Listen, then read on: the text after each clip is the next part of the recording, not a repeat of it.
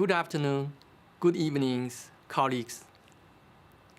I was looking forward to attending the Delphi Forum in March before our world got turned upside down.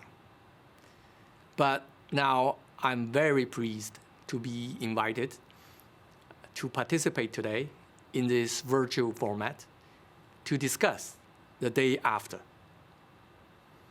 The world is currently focused on the crisis, namely the COVID-19 pandemic.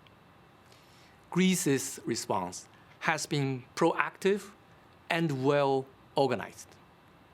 Timely quarantine measures have limited the spread of the disease, while a forceful stimulus package has provided support to vulnerable households and firms.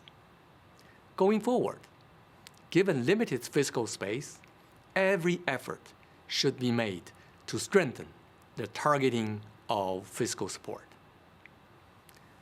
But lurking the day after is another crisis, slower moving perhaps, but equally critical. Here I'm talking, of course, about climate change. We have known for years that urgent action is needed, but it is perhaps even more apparent now in the wake of this pandemic that we shouldn't mess with Mother Nature. Moreover, the two crises are interlinked because some of the economic policy decisions taken today will affect climate outcomes tomorrow. Therefore, my remarks here will focus on the importance of keeping climate change in mind as we move from rescue to recovery, and on how we can ensure a green recovery for Greece, Europe, and the planet. Let me start with some context. 5 years ago, at the COP21 meetings in Paris, countries committed themselves to taking actions to curb the rise in global temperatures. We all know that much more ambitious commitments are going to be needed at the global level if we are to succeed.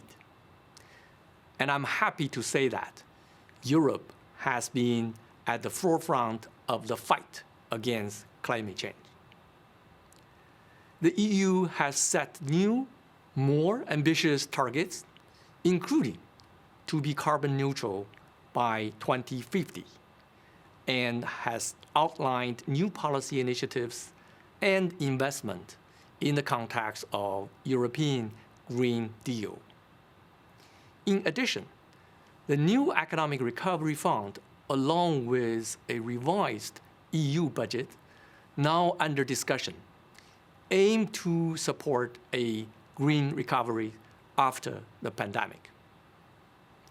The EU's climate policies, however, also facing challenges. First, the carbon price under emissions trading system is currently around €25 a ton.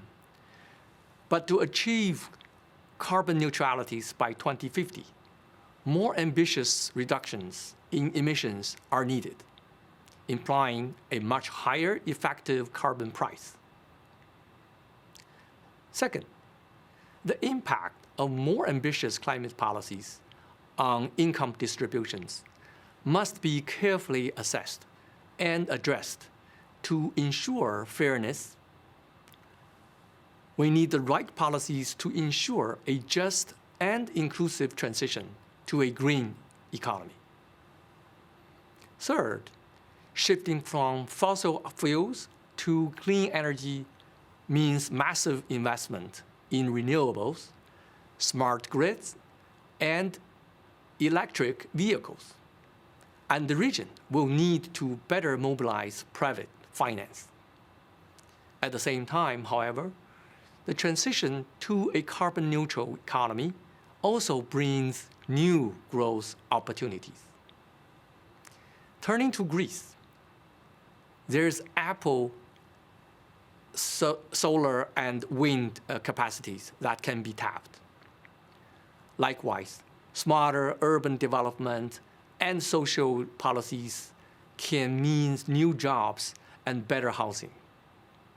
And better air qualities will reduce illnesses and deaths related to pollutions, while generating savings on health spendings and attracting more tourism.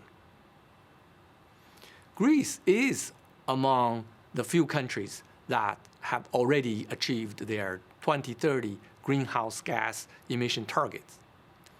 However, this mainly reflects reductions in energy demand from recession, while Greece's energy structure remains more carbon intensive than that of many other European countries. So in his January meetings with our managing directors, Greece Prime Minister Mitsotakis described how the new Greek National Energy and Climate Plan will help tackle this issue. It envisions a substantial boost in green investment and full closure of lignite plants over the medium term. The commitment by the Greek government to climate-friendly policies deserves strong support.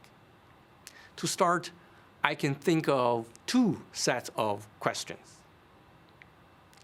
First, what will happen to the lignite-producing areas of Western Macedonia as plants close and workers are adversely affected? What policies are needed to help in the transition towards greener economic activity? Second, what are the implications for climate change and climate policies of Greece's role as a shipping and tourism hub? These two industries account for about a quarter of Greece's GDP. While there are no easy answers, targeted support to affected groups along with sectoral diversifications could be part of the solutions to help mitigate the transitional cost and cost to clean energy. And a supportive investment climate will be a key element. Now, let me turn to where we are at the IMF. In short, we are scaling up our work on both mitigations and adaptation. The IMF has done a lot of analytical and policy work on carbon pricing, helping countries understand the carbon prices they need, the trade-offs with other policy instruments, and how to design comprehensive policies in a growth-friendly and politically acceptable manner. The IMF also works on various fronts to help countries price climate risks, provide incentives for climate-resilient investment, and integrate climate risks and adaptation spending into their economic and fiscal plans. For instance, together with the World Bank, we have begun assessing countries' climate strategies, starting with small countries which are most vulnerable to climate change. The IMF also carries out stress testings of financial systems to assess their resilience to natural disasters, as well as to climate-motivated policy changes. Moving forward, we will be working more closely with central banks, which are looking at how climate change risks could affect financial and price stability.